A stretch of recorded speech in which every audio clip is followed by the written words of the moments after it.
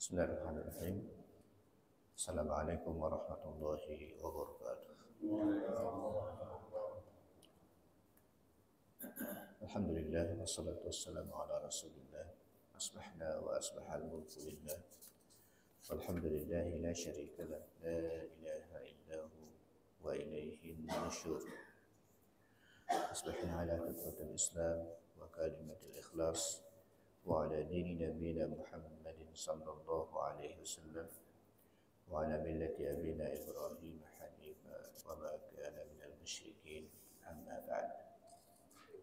Hadirin hadirat rahimakumullah, alhamdulillah pada subuh hari ini kita dapat kembali berkumpul belajar tentang masalah akidah, dan pada kali ini kita akan masuk kepada rukun yang pertama, yaitu tentang al-aqidah billah, ya, tentang al-aqidah billah, atau di buku ini disebut dengan masalah ketuhanan, tentang masalah ketuhanan.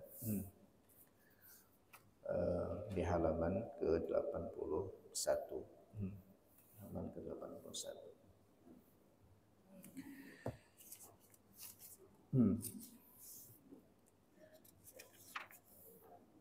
Kita sudah hari ini masuk belajar tentang al-imanu billah, ya, al-imanu billah. Hadirin hadirin rahimakumullah, yang pertama beriman kepada Allah, berbicara tentang wujudul khaliq. Beriman kepada Allah adalah berbicara tentang wujudul al-khaliq, tentang keberadaan sang pencipta, tentang keberadaan sang pencipta. Judul dari subtema ini adalah wujudul khaliq adalah pasti, ya, jadi keberadaan pencipta itu adalah pasti.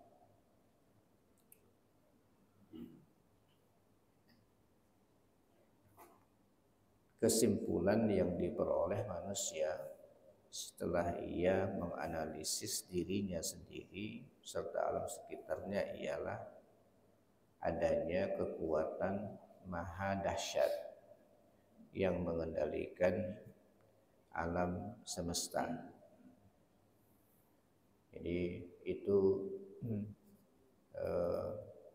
sudah tidak bisa dipungkiri bahwa setelah manusia merenungkan, mempelajari tentang siapa dirinya dan siapa dan apa yang ada di sekitarnya, di alam ini, pasti mereka akan menyimpulkan bahwa ada kekuatan maha dahsyat yang mengendalikan alam semesta ini.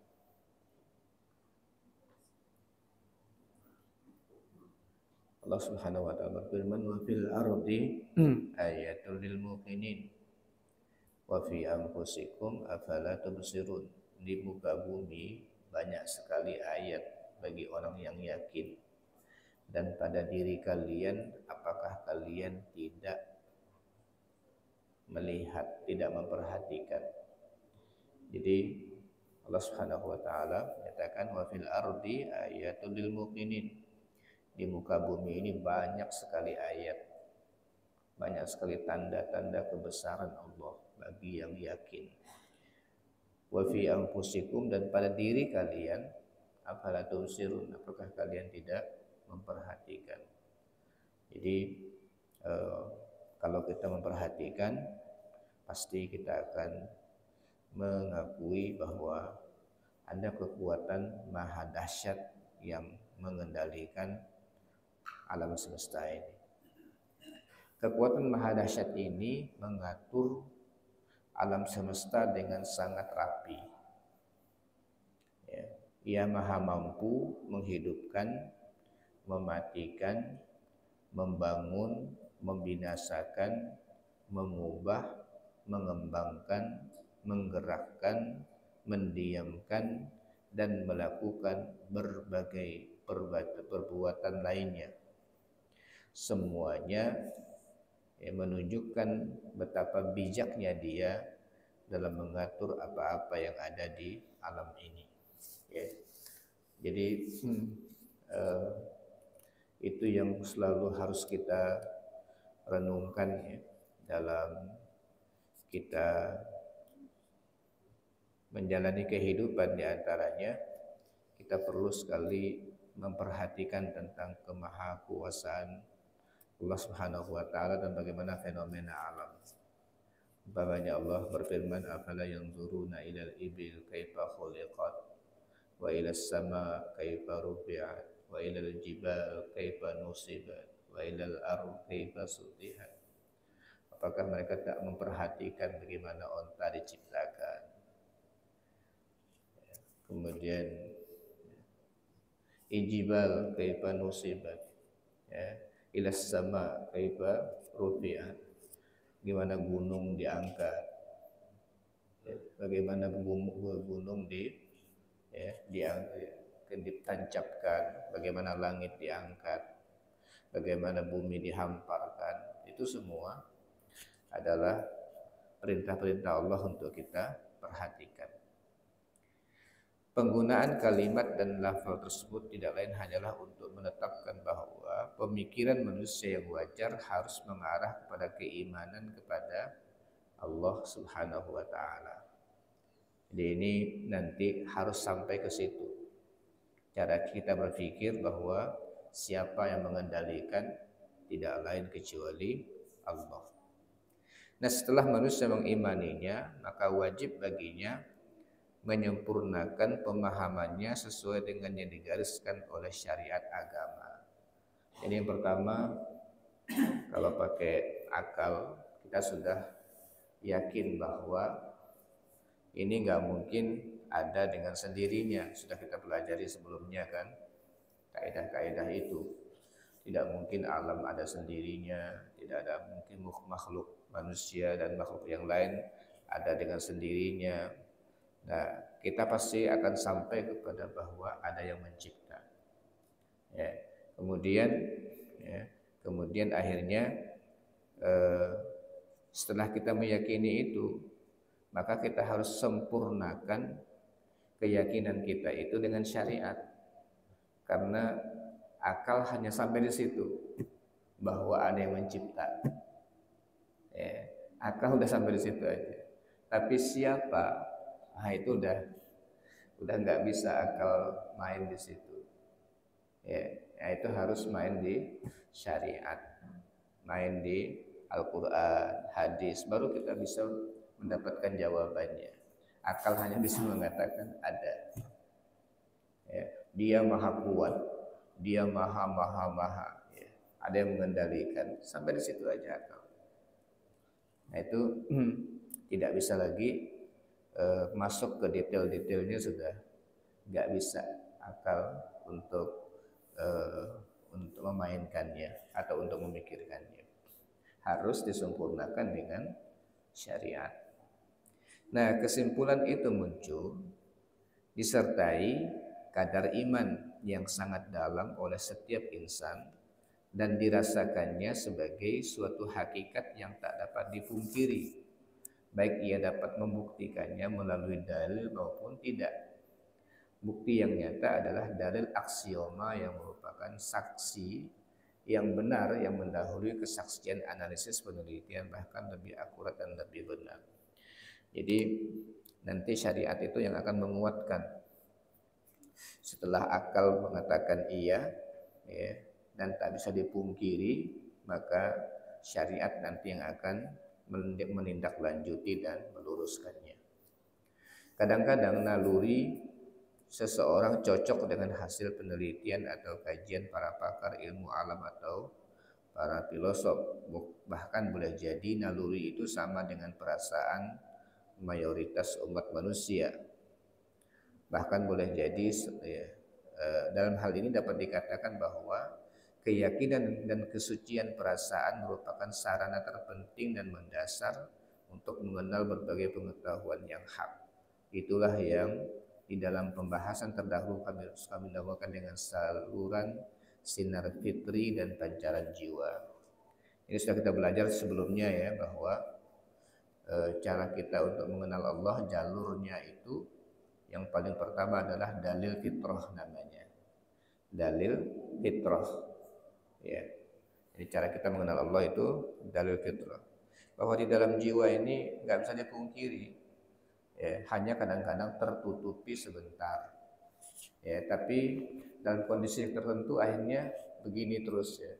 Udah sakit, kepentok masalah atau apa, akhirnya nggak bisa dipungkiri itu udah nggak mungkin, ya, nggak mungkin bahwa dia akan lari dari yang maha kuat, yaitu Allah Subhanahu Wa Taala. Itu nggak mungkin.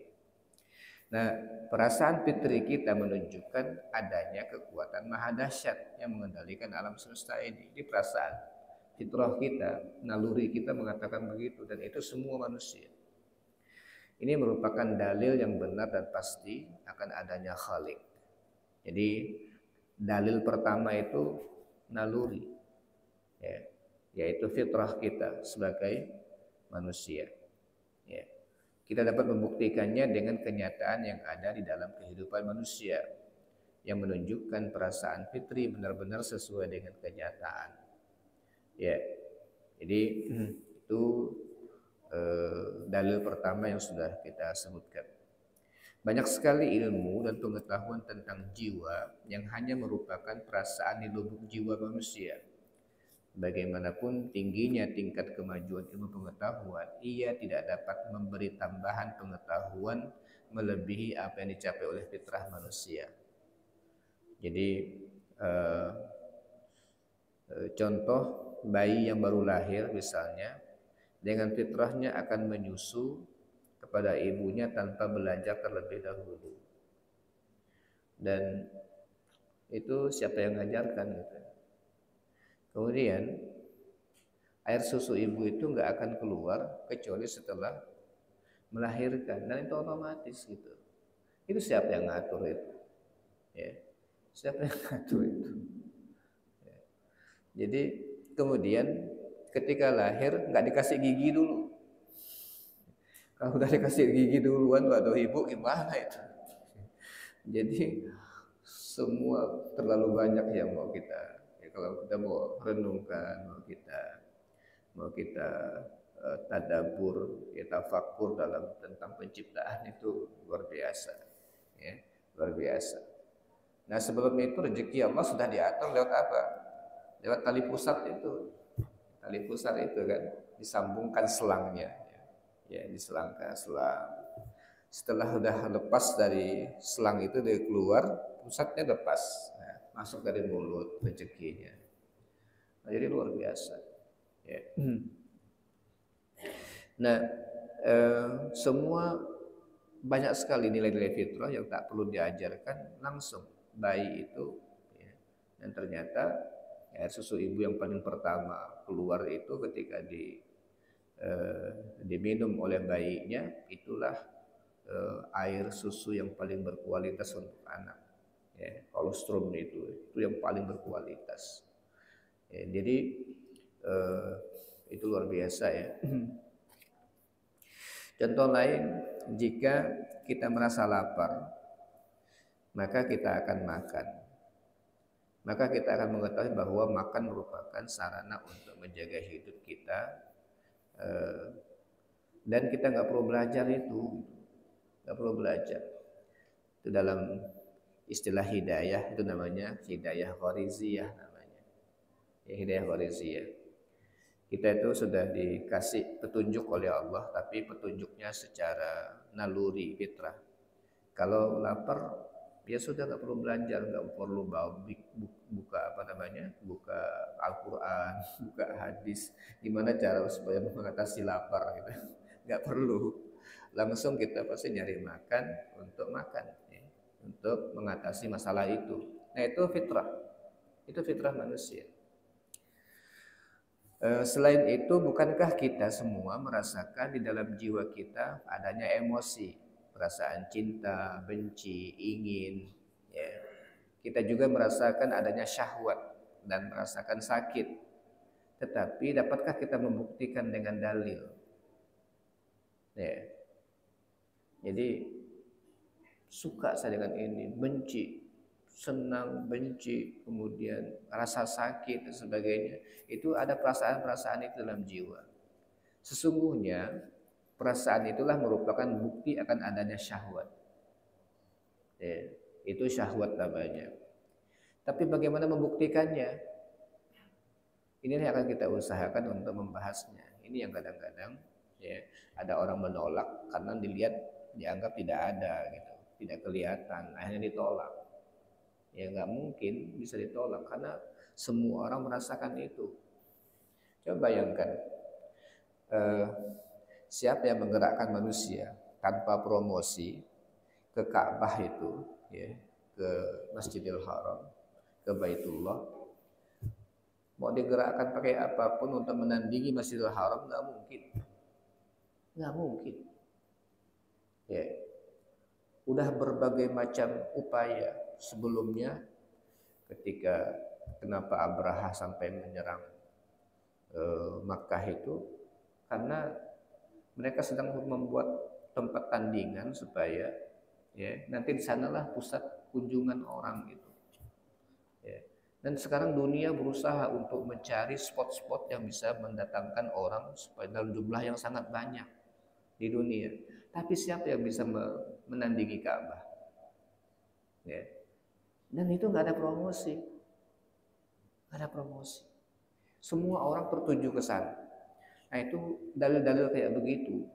Orang suka, orang rindu untuk ke sana, dan jutaan manusia pengen ke sana semua. Itu kan nggak bisa dibuktikan mau pakai dalil apa gitu ya, mau pakai apa caranya. Tapi sepakat manusia itu adalah ilmu gitu.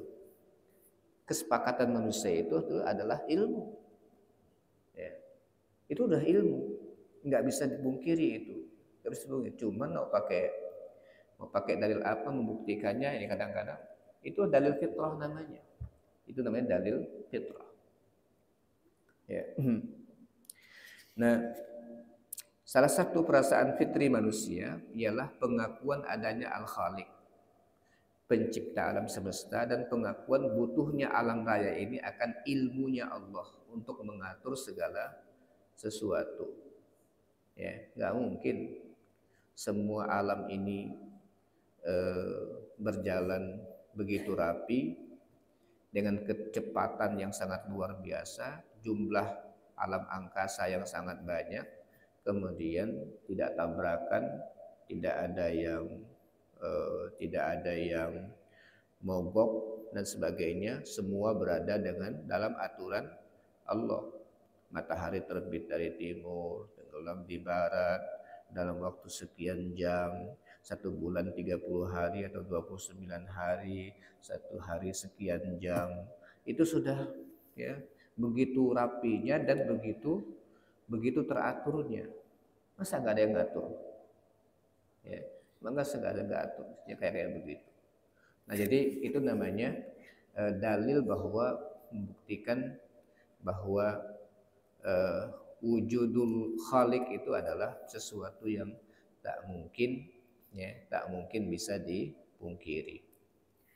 Nah, oleh sebab itu kita baca di sini surah Ar-Rum ayat 30, fa'aqim wajhaka lid-dini hanifa fitratallahi allati fataran nasa 'alaiha la tabdila li khalqillah dzalika ad-dinul qayyim walakinna aktsaran nasi la ya'lamun.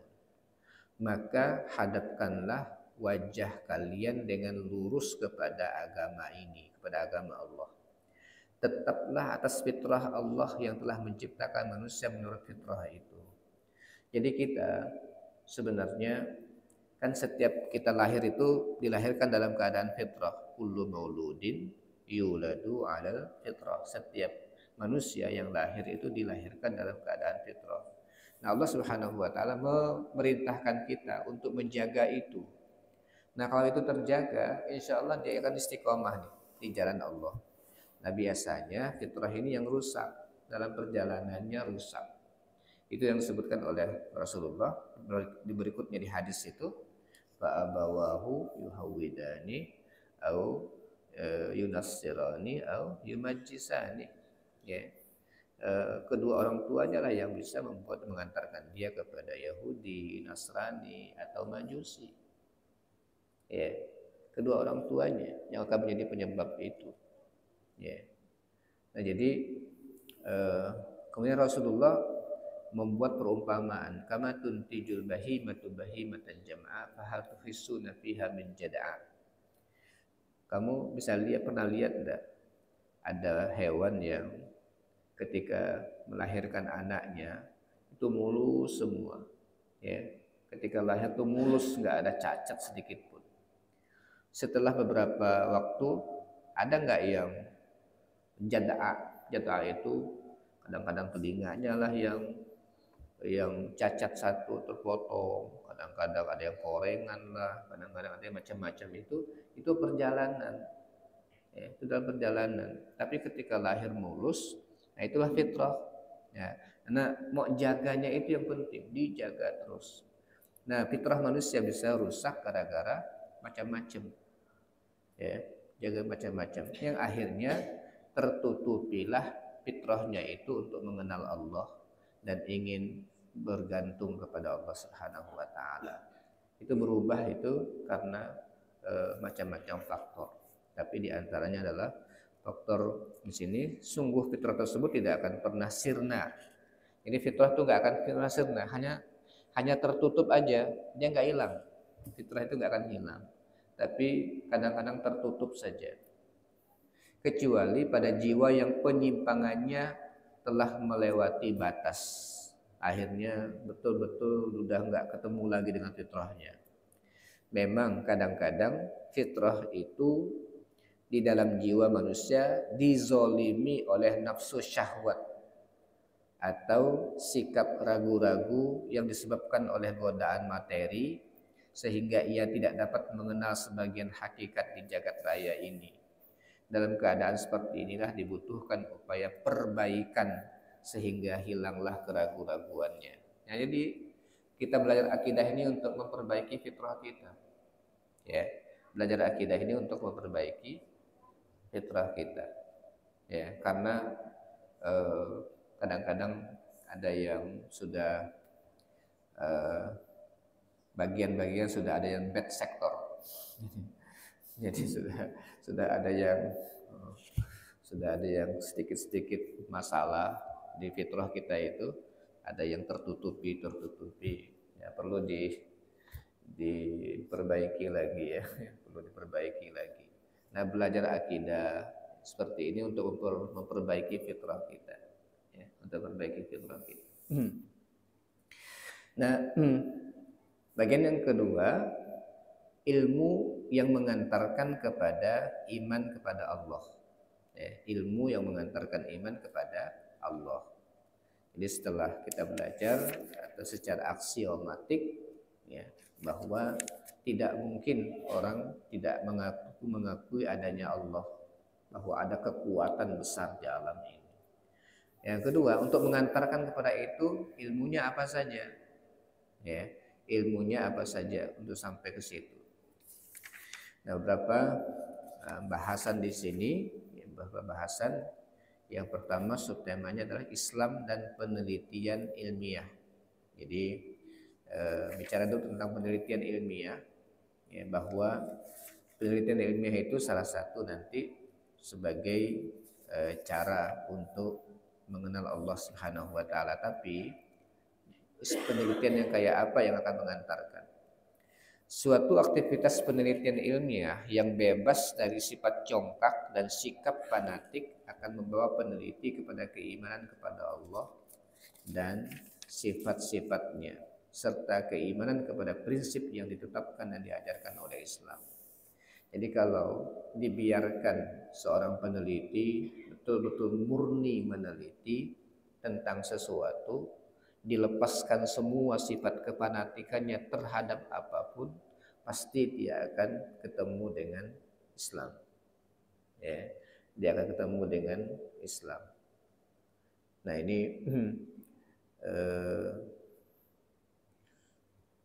itulah yang membuat kenapa sekarang banyak sekali para ahli, orang-orang hebat itu masuk Islam. Ya, kenapa banyak para ahli itu masuk Islam? Ya, nggak perlu pakai macam-macam kita membujuk mereka untuk masuk Islam. Itu sudah, ya, mereka akan masuk dengan meyakinkan bahwa dirinya masuk. Kenapa? Karena temuan-temuan mereka yang pasti dan akhirnya tidak bisa ditolak. Umpamanya peneliti Perancis, ya, Maurice Bucaille, ya, yang akhirnya menulis buku Al-Quran, ya, dan sains modern, ya. Bible, Al-Quran dan sains modern, itu judulnya, Maurice Bucaille. Itu masuk Islam gara-gara temuan dia tentang jasad Fir'aun itu, tentang jasad Fir'aun. Tidak ada satu kitab suci sebelum Al-Quran yang menyatakan secara jelas Fir'aun itu tenggelam, iya, tapi bahwa jasadnya akan diselamatkan oleh Allah, ya, jasadnya akan diselamatkan oleh Allah, itu enggak ada. Ya, tidak ada yang bisa yang berani menyebutkan itu.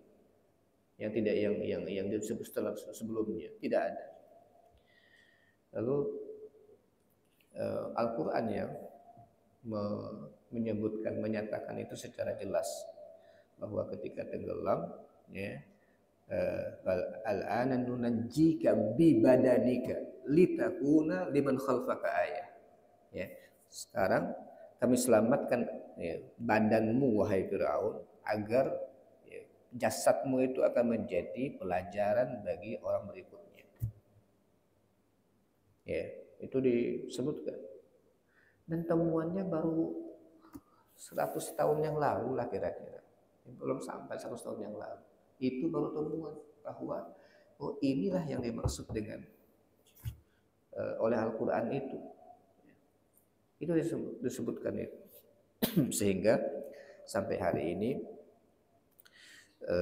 jasad itu masih disimpan di Museum Al-Qahirah, ya, Museum Mesir. Jadi itu tempat yang paling mahal untuk dimasuki di museum itu. Jadi kalau masuk ke tiketnya agak paling mahal dibandingkan masuk ke tempat-tempat yang lain di museum. Di museum Museum Qahirah itu, Mesir itu banyak sekali peninggalan luar biasa. Saya terkagum-kagum masuk di museum itu karena ada peninggalan zaman Fir'aun sekitar 5.000-an tahun yang lalu itu masih tersimpan dan Masya Allah, luar biasa. Ranjang emas itu masih ada. Ranjang Fir'aun dari emas itu masih ada. Namanya peninggalan yang tempat-tempat makanan sebagai itu masih terjaga bagus. Nah, di antaranya adalah ada ruang khusus ya, mumi Fir'aun, ya, ada ruang khusus mumi Fir'aun. Nah itu di situ memang nggak boleh kita foto, ruangnya agak dijaga betul suhunya, sebagai itu dijaga betul, sehingga sampai hari ini betul-betul Allah katakan dia ayat, ya, dia ayat. Nah sekali-kali boleh ke sana, ya, lihat. Selain baca ayat Al-Quran, ya, baca ayat kayak gitu, ya. Jadi ayatnya kayak begitu. Nah jadi kalau peneliti benar-benar murni ingin meneliti, mencari kebenaran, pasti dia akan ketemu dengan Islam. Ya. Ada lagi yang dokter ahli kandungan, ya, orang Bangkok, Thailand. Sudah sekian tahun meneliti tentang fase pertumbuhan dan perkembangan janin di dalam rahim. Ya. Ketika udah merasakan pasti bahwa temuannya kayak beginilah, ya, tahapan-tahapan setelah penelitian kan sekian banyak. Karena semuanya kenapa bisa diteliti? Karena semuanya teratur. Bahwa secara umum anak lahir di 9 bulan 10 hari atau kayak gitu umpamanya. Sudah teratur kayak begitulah kalau manusia. Tahapannya jelas. Sekian di Rasulullah kan begitu. Bahwa 40 hari alaqah, setelah itu nutfah, setelah itu gitu terus ada perpuluhan hari itu ada tahapannya dalam hadis, ya. Dalam hadis terus ya, bahkan ditiupkan ruh itu tetap di hari ke-120 ditetapkan begitu, ya. Dalam Al-Qur'an ditetapkan fase-fasenya.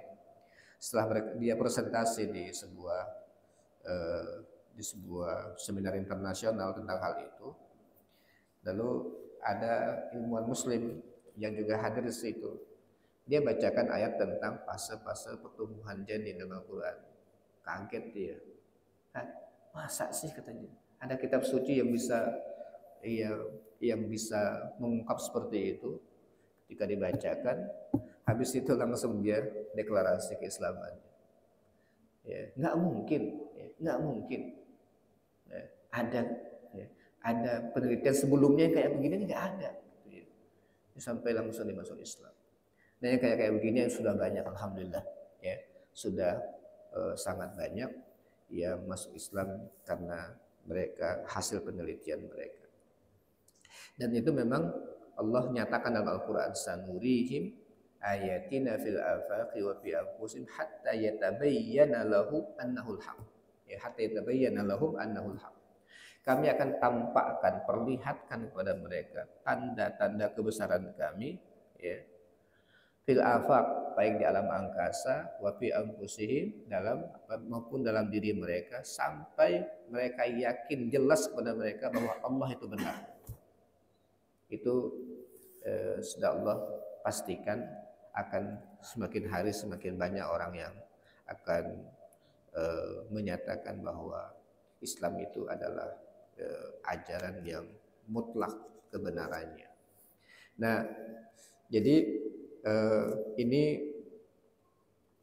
penelitian yang akan mengantarkan kepada keimanan adalah penelitian yang betul-betul murni ingin mencari kebenaran. Kemudian subtema kedua, kesesuaian Islam dengan hasil penelitian ilmiah. Kita tidak meragukan kesesuaian ajaran Islam dengan hasil penelitian ilmiah yang bebas dari sikap fanatik. Bahkan dapat dikatakan tidak ada perbedaan di antara keduanya. Ya. Jadi kalau penelitian itu sampai ke tingkat kebenarannya itu sudah kebenaran yang pasti, ya, sudah nggak ada perbedaan antara hasil penelitian dengan Islam. Akhirnya begitu kan? Ya, nggak akan ada perbedaan. Jika secara lahiriah tanpa ada perbedaan antara masalah yang ditetapkan Islam dengan hasil akhir yang diperoleh dari penelitian, maka hal itu tidak terlepas dari salah satu dari 3 kemungkinan. Jika kelihatan dari penelitian kok kayak begini, di ajaran Islam kok kayak begini, sangat mungkin ada 3 kemungkinan. 1, mungkin penelitian ilmiah belum sampai kepada hasil akhir satu masalah. Itu yang pertama. Pokoknya jangan dituduh dulu Qur'annya. Ya, Quran adalah pertama saja turun setelah Al-Fatihah, zalikal kitabu la raiba fi. Ini enggak ada keraguan. Al-haqqu mir rabbik, kebenaran dari Tuhanmu sudah dipastikan. Jadi kalau ada penelitian yang tidak sesuai dengan hasil akhirnya tidak sesuai dengan Islam, ya, dengan ajaran Islam, Al-Qur'an, hadis, pastikan bahwa sangat mungkin penelitiannya belum selesai. Ya, penelitiannya belum tuntas, ya, belum tuntas. Karena penelitian kayak gitu, kadang-kadang baru sini, ya, tahapan ini ternyata diteliti lagi oleh yang lain, baru ketemu yang sebenarnya. Kadang-kadang puluhan tahun, ratusan tahun baru ketemu yang sebenarnya. Dalam kasus seperti ini, kita anjurkan pada sang peneliti, teruskan penelitianmu hingga sampai kepada satu hakikat. dan kamu pasti akan mendapatkan satu kenyataan yang baik, yang hak, yang ditetapkan oleh Islam.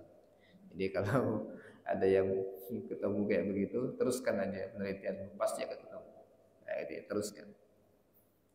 Yang kedua, mungkin ada kesalahan penukilan ajaran agama karena tidak sesuai dengan metode yang telah ditetapkan secara ilmiah tentang penukilan nas. Jadi mungkin saja kita yang salah memahami nas Al-Quran, ya, bukan salah Al-Qurannya, tapi cara kita memahami Al-Qurannya yang tidak, ya, sesuai dengan kaidah. Jadi nggak ketemu juga, bukan karena salah Al-Quran, bukan salah penelitian, tapi salah memahami Al-Quran, ya, memahami Al-Quran. Yang ketiga, mungkin ada kesalahan para mujtahid dalam menafsirkan nas-nas qat'i. Kita mengetahui bahwa masalah agama yang menyangkut akidah harus ditetapkan secara dengan tegas dan jelas. Kesalahan para mujtahid dalam memahami atau menafsirkan nas harus dinyatakan apa adanya. Jadi sangat mungkin, namanya mustahil. Mustahil itu ada kemungkinan benar, ada kemungkinan salahnya, ya, ada kemungkinan salahnya. Nah, jadi kalau sudah Islam dengan penelitian itu sebenarnya akan pasti ketemu, ya, akan pasti ketemunya. Jadi hadirin sekalian, ini tentang hasil akhir sebenarnya tentang kesesuaian. Yang ketiga, kelapangan Islam dalam berdiskusi, ya, kelapangan Islam dalam berdiskusi. Akidah Islam bersikap lapang dada dan siap untuk berdiskusi atau berdialog secara objektif lepas dari fanatisme. Oleh karena itu, Islam menyeru dan menganjurkan penganutnya agar melakukan dialog dan diskusi dalam kebenaran dengan lapang dada, seraya mengajarkan mereka langkah-langkah untuk berdialog dan berdiskusi. Jadi masalah ilmiah tentang ketuhanan, tentang ilahiyat itu tidak ada tabunya dalam Islam itu untuk dibicarakan, ya, nggak ada tabunya, ya, untuk dibicarakan. Maka tapi tahapannya jelas: satu, membahas dan menyelidiki dengan hati jernih dan mengatakan kepada lawan bicaranya seperti yang diajarkan dalam surah Saba ayat 24, dan sesungguhnya kami atau kamu orang-orang musyrik pasti berada dalam kebenaran atau dalam kesesatan yang nyata. Jadi di sini kita akan diskusi nih, siapa yang benar, ya, kamu atau kami yang benar. Nah, itu harus berada di titik itu dulu, bahwa kita diskusi dialog ini untuk cari kebenaran, ya, bukan untuk ngotot-ngototan mempertahankan masing-masing pendapat, tapi kita ingin nyari kebenaran di sini. Nah, kalau di situ nggak ketemu, nggak usah lanjutkan dialog tuh. Kalau nggak ingin mencari kebenaran, nggak mau, hanya untuk ngotot-ngototan mempertahankan, nggak usah lanjutkan saja, ya, nggak usah lanjutkan. Jadi yang pertama itu, ya, tentang dialog. Yang kedua, membantah, mengajak berdialog dan mendiskusikan sesuatu, ya, dengan cara yang baik seperti yang diperintahkan oleh Allah. Ya, ini surah An-Nahl 125, ya, tentang ud'u ila sabili rabbika bil hikmati wal mau'izatil hasanah wajadilhum billati hiya ahsan. Serulah manusia kepada jalan Allah, ya, kepada jalan Tuhanmu dengan hikmah dan pelajaran yang baik, dan bantahlah mereka dengan cara yang terbaik. Jadi nanti setelah ketemu ingin sama-sama yang mencari kebenaran, ayo dialog, mulai acara hikmah, mau'izah hasanah. Kalau mau debat dengan cara yang terbaik. Nah, itu terbuka sekali dialog, dan alhamdulillah, ya, sering terjadi dialog-dialog kayak begini di dalam keislaman, ya, dalam keislaman. Kemudian selanjutnya, penyelidikan ilmiah mewujudkan keimanan kepada Allah, ya. Jadi harus sampai ke situ. Jadi jangan sampai nanti berikutnya kita akan pelajari di sini bahwa masalah sekarang itu adalah ilmu itu di dipotong, dipangkas, ya. Tidak sampai kepada sang pencipta ke situ. Nah, harusnya ilmu itu harus mengantarkan kepada bahwa yang mengadakan ini semua adalah sang pencipta. Harus sampai ke situ, ujung daripada ilmu itu.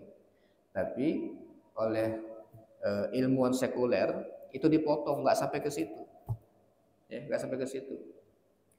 Nah, jadi ujung daripada ilmu itu adalah rabbana ma khalaqta hadza batilan subhanaka faqina azabannar inna fi khalqis samawati wal ard, ya, wa ikhtilafil laili wan nahar, ya, la ayatin li ulil albab alladzina yadhkuruna allaha qiyaman wa qu'udan wa 'ala junubihim wa yatafakkaruna fi khalqis samawati wal ard rabbana ma khalaqta hadza batila subhanaka faqina azabannar. Sampai ke situ dia. Tuhanku, tidak ada yang kau ciptakan ya sia-sia. Sampai ke situ harusnya ilmu. Ya, harus ke situ lari. Nah, masalah sekarang adalah ilmu itu dipangkas, ya, oleh beberapa kalangan, tidak sampai kepada sang khalik, sampai sang pencipta. Kenapa? Ada sejarah yang cukup panjang di Eropa yang membuat mereka trauma dengan agama, ya. Mereka trauma dengan memasukkan ilmu-ilmu modern itu ke agama. Kenapa? Terjadi penolakan dan mereka menggunakan kekuatan yang apa namanya, yang membredel kebenaran ilmiah, sehingga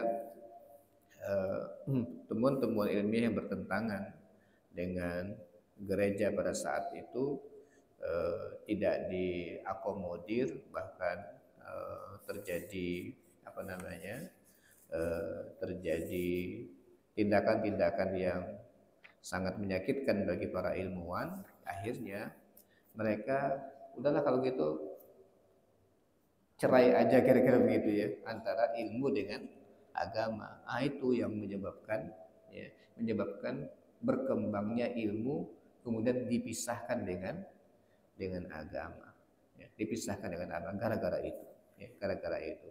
Nah, seharusnya tidak ada namanya temuan ilmiah itu yang tidak mengantarkan orang kepada kebenaran agama. Hadirin sekalian, sampai di situ ya kajian kita. Silahkan yang ingin kita diskusikan. Assalamualaikum warahmatullahi wabarakatuh.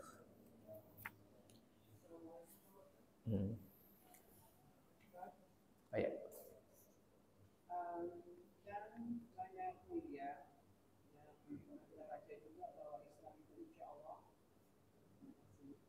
Akan berkembang di Eropa dan Amerika. Ya.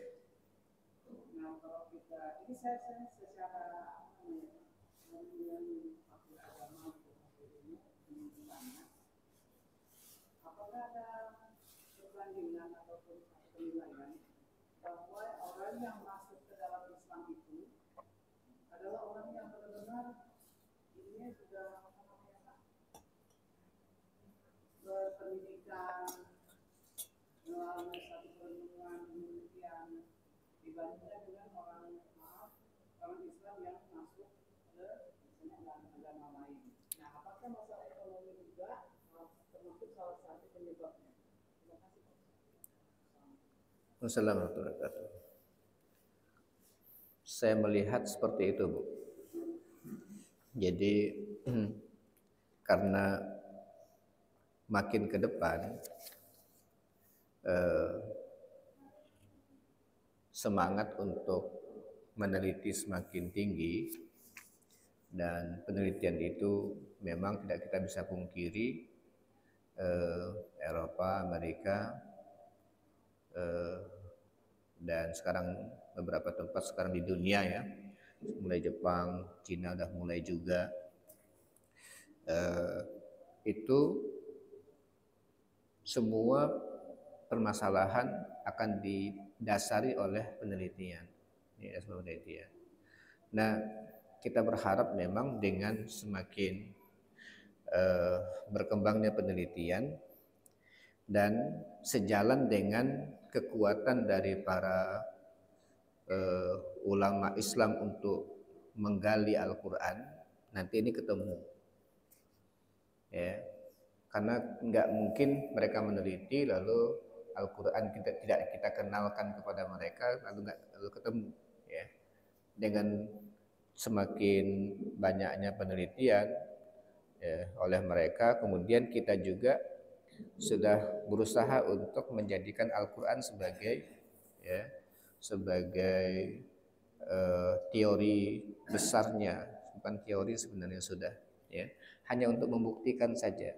Kalau teori itu kan mungkin benar-benar mungkin salah, tapi dia sebagai landasan untuk penelitian, ya, ini sudah menjadi landasan untuk penelitian.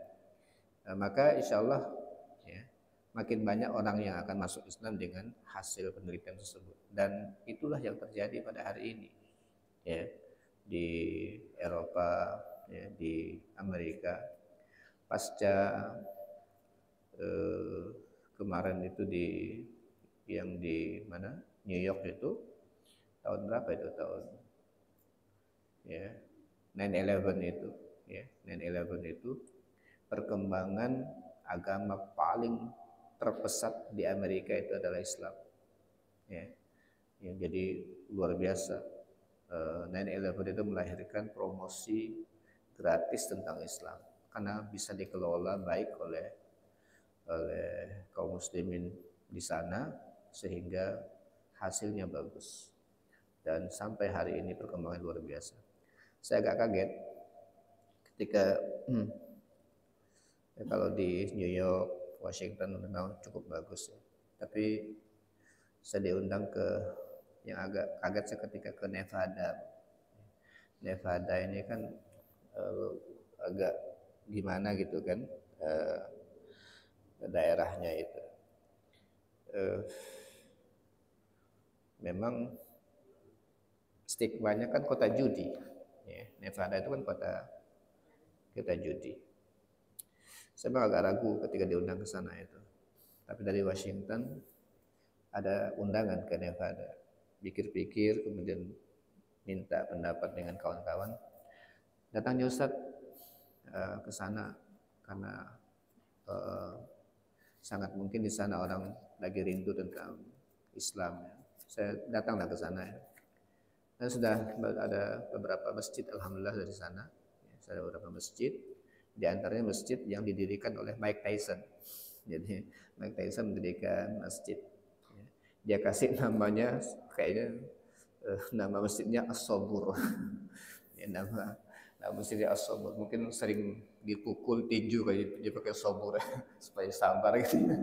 Jadi nama masjidnya As-Sabur. Dan masya Allah, alhamdulillah, jadi perkembangan Islam sampai ke situ, sampai daerah yang agak sulit berkembang seperti itu pun alhamdulillah sudah mulai ya, terjadi perkembangan Islam. Nah, jadi yang kedua mungkin tidak hanya dari penelitian, kejenuhan orang dengan materi, kemudian dengan kehidupan yang makin tak pasti, ya, makin tak pasti. Saya kayaknya semakin yakin bahwa mereka akan mencari lagi sebenarnya gimana sih ajaran yang bagus untuk membina hubungan keluarga dan sebagainya. Karena mereka masya Allah mengerikan juga. Mereka itu kenapa takut beranak? Di antaranya itu kalau udah 17 tahun itu anak udah nggak bisa diapa-apain itu udah. Ya. Jadi sampai jangankan 17 tahun, sebelumnya aja kalau orang tua agak keras sedikit dengan anak, itu sama gurunya boleh dilaporkan ke polisi gitu. Anak itu dibilangin ke anak-anak di sekolah tuh. Jadi kalau orang tua kamu begini-begini, ya, laporkan aja ke polisi. Kayak begitu. Gimana orang tua mau tegas, mau apa namanya, mau bisa bisa bisa mendidik dengan baik begitu ya. Jadi mereka agak kesulitan untuk hal itu. Pasti mereka akan mencari mana kira-kira ajaran yang akan bisa menjawab fitrah mereka. Ya. Insya Allah mudah-mudahan harapannya luar biasa. Ya, jadi tingkat kepesatan perkembangan juga sangat luar biasa ya di sana ya, di antaranya karena itu. Dan ya kalau di kalangan kita hampir tidak ada lah ya orang-orang yang hebat yang masuk gara-gara ketemu dengan nilai-nilai ya di kitab yang lain, bukan karena itu, tapi faktor yang lain ya. Pasti faktor-faktor dari nafsu, syahwat dan sebagainya, kepentingan, bukan karena ya kebenaran yang ditemukan.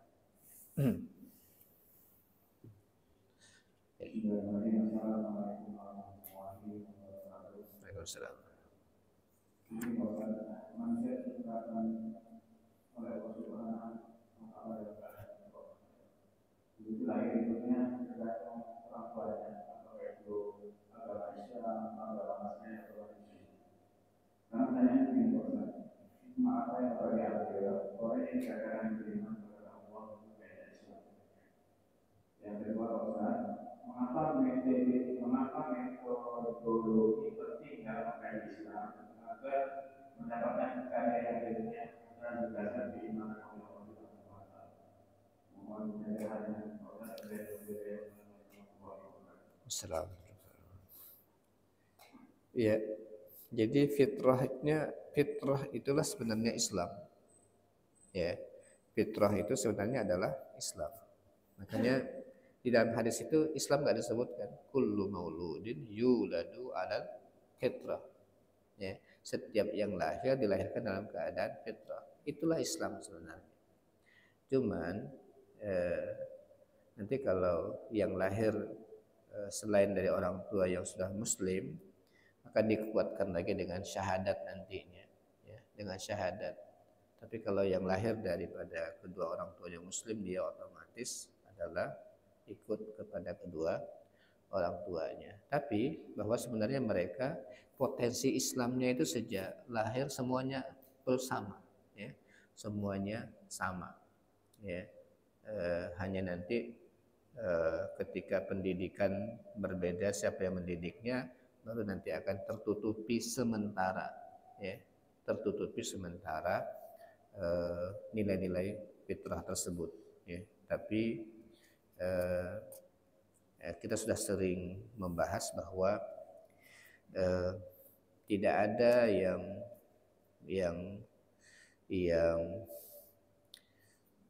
menolak ya, tidak ada yang menolak bahwa ajaran Islam itu baik dan bisa diterima oleh mereka, hanya tertutupi oleh gimana kata orang tua, bagaimana kata masyarakat, bagaimana kata orang, itu aja sih sebenarnya ya. Tapi kalau penolakan nggak mungkin ya. Contoh yang paling dekat yang kita sudah pernah belajar ya, masalah makanan. Kalau sembelihan orang Islam itu nggak ada yang mau nolak, bahkan rata-rata senang sembelihan orang Islam itu. Jadi semuanya menikmatinya. Nah itu disebut dengan anamiyatu ar-risalah namanya. Keuniversalan risalah Islam itu begitu, universal, diterima oleh semuanya. Tapi kita dipaksakan untuk makan sembelihan orang lain, itu ini langsung, itulah fitrah gitu, itu fitrah tuh. Dan itu kan nggak ada yang ngajari itu, nggak ada yang ngajari, tapi langsung nolak. Nah itu fitrah. Nah dalil itu tuh nggak bisa disembunyikan. Ya, mereka nyaman makan dengan yang kita sembelih karena memang itu cocok dengan fitrah mereka. Ya, itu cocok dengan fitrah. Nah, jadi kayak begitu. Ya, jadi mengapa mereka kalau mau nikah dengan orang Islam jadi nggak ada masalah? Kenapa kita menjadi sangat masalah? Fitrah. Dalil fitrah itu penting sebelum syariat. Itu fitrah. Karena muslimah itu untuk mereka nggak ada masalah gitu. Nggak ada masalah sebenarnya. Jadi itu fitrah. Kita memang nggak bisa gitu, nggak bisa melakukan itu. Dan sebelum ke dalil ini udah nggak, ini aja nolak. Ya, itu fitrah namanya. Jadi memang menjaga fitrah itu sudah ya, sebenarnya untuk sangat membantu untuk menjaga keislaman. Ya. Nah, yang kedua metodologi itu sangat dipentingkan. Kenapa? Metodologi itu sebenarnya untuk alat untuk mengantarkan kita, ya, dia sebagai alat untuk mengantarkan kita kepada sampai ke tujuan. Jadi kalau nggak ada, kita sudah tahu tujuannya, tapi bagaimana supaya kita sampai ke tujuan itu perlu cara. Nah, caranya itu disebut dengan metodologi. Nah, metodologi itulah yang mengantarkan kita kepada tujuan. Nah, kita belajar penelitian kayak begini ya, di antara cara fitrah ya, penelitian itu cara-cara untuk sampai kepada mengetahui tentang wujudul khaliq sebelum ke syariat ya, sebelum kepada syariat. Jadi ada dalil fitrah, ada dalil ilmiah, ada dalil syariat yang akan membuktikan tentang wujudul al-khaliq. Kita baru masuk ke satu tema nih ya. Jadi bicara tentang wujudul khaliq dulu ya, tentang bahwa Allah itu ada, itu adalah pasti, dan kepastiannya itu bisa dibuktikan dengan 3 perkara. Yang pertama adalah fitrah, yang kedua adalah ya ilmu penelitian dan secara ilmiah, yang ketiga adalah dengan syariat ya, dengan syariat, dengan dalil-dalil nas Al-Qur'an dan hadis ya. Masih Waalaikumsalam.